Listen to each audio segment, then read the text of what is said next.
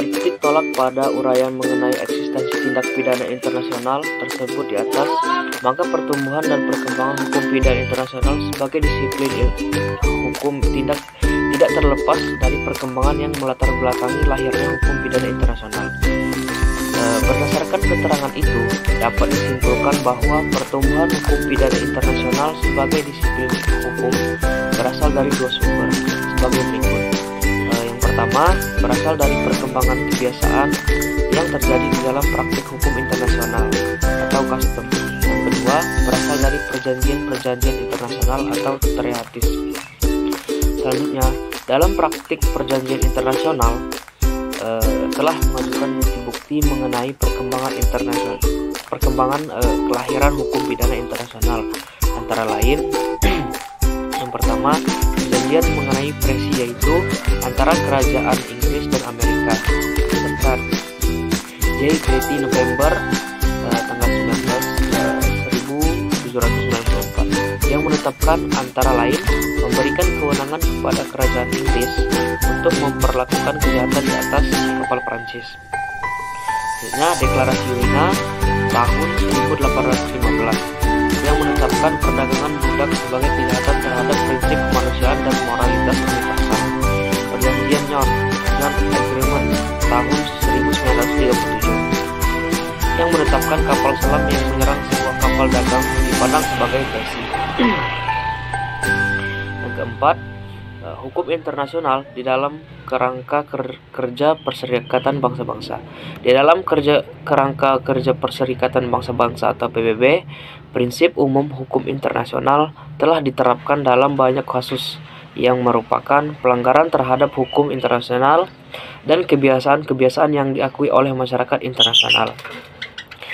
Kejahatan-kejahatan yang diajukan dan dituntut dalam peradilan Nuremberg adalah crimes against peace, misalnya memulai tindakan perang dengan melakukan agresi atau melanggar perjanjian-perjanjian yang telah disepakati.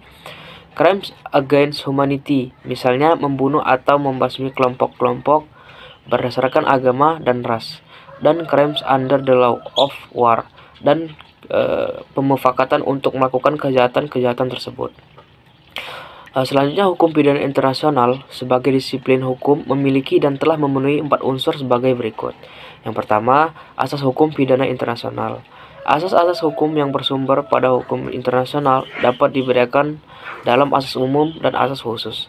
Asas umum hukum pidana internasional tidak berbeda dengan asas yang dianut di dalam hukum internasional, yaitu Pacta sunt servanda. Sedangkan asas khusus yang pertama di dalam hukum internasional berasal dari Hugo Grotius, yaitu asas audere au purere, yang berarti terhadap pelaku tindak pidana internasional dapat dipidana oleh negara tempat locus delicti terjadi dalam batas teritorial negara tersebut, atau diserahkan atau diekstradisi kepada negara peminta yang memiliki yurisdiksi untuk mengadili pelaku tersebut.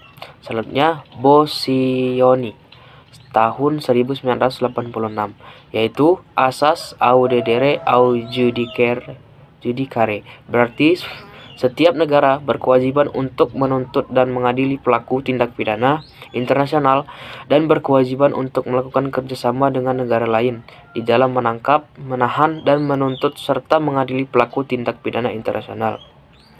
Perbedaan kedua kasus asas hukum pidana internasional tersebut di atas terletak pada pemahaman dan persepsi mengenai kedaulatan negara.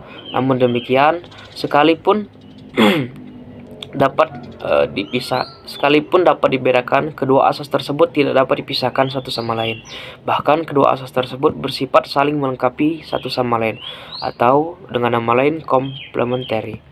Yang kedua, kaidah-kaidah hukum pidana internasional meliputi semua ketentuan di dalam konvensi-konvensi internasional tentang kejahatan internasional dan perjanjian-perjanjian internasional, baik bilateral maupun multilateral, mengenai kejahatan internasional dan ketentuan-ketentuan lain yang mungkin ada sepanjang tindak pidana internasional. Yang ketiga, proses instrumen penegakan hukum pidana internasional. Yang pertama, direct enforcement system. Penegakan hukum pidana internasional secara langsung memiliki dua tujuan, yaitu pertama, merupakan suatu upaya untuk melaksanakan pembentukan suatu mahkamah pidana internasional, dan kedua, suatu upaya untuk mengajukan tuntutan dan peradilan terhadap pelaku tindak pidana internasional melalui mahkamah pidana internasional. Masalah lain yang cukup sulit di dalam kerangka pembentukan mahkamah pidana internasional ini adalah masalah yurisdiksi kriminal. Dalam kaitan ini, telah diajukan 3 wilayah yurisdiksi kriminal sebagai bahan antisipasi, yakni sebagai berikut.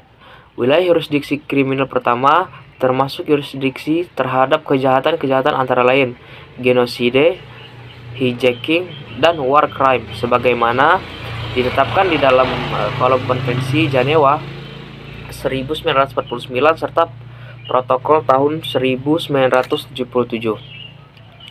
Wilayah yurisdiksi kriminal kedua berkaitan dengan persetujuan khusus oleh suatu negara dalam kasus-kasus tertentu lainnya. Wilayah yurisdiksi kriminal ketiga adalah yurisdiksi yang diperoleh dari Dewan Keamanan PBB, Security Council, atas berbagai tindak pidana yang diterapkan di dalam perjanjian-perjanjian internasional atau berdasarkan hukum internasional. Selanjutnya, indirect enforcement system. Penegakan hukum pidana internasional secara tidak langsung adalah suatu upaya mengajukan tuntutan dan peradilan terhadap para pelaku tindak pidana internasional melalui undang-undang internasional. Yang terakhir, yang keempat, objek hukum pidana internasional. Tindak pidana internasional yang telah diatur di dalam konvensi-konvensi internasional merupakan masalah sentral serta merupakan kajian utama di dalam hukum pidana internasional. Demikian penjelasan dari saya. Wassalamualaikum warahmatullahi wabarakatuh.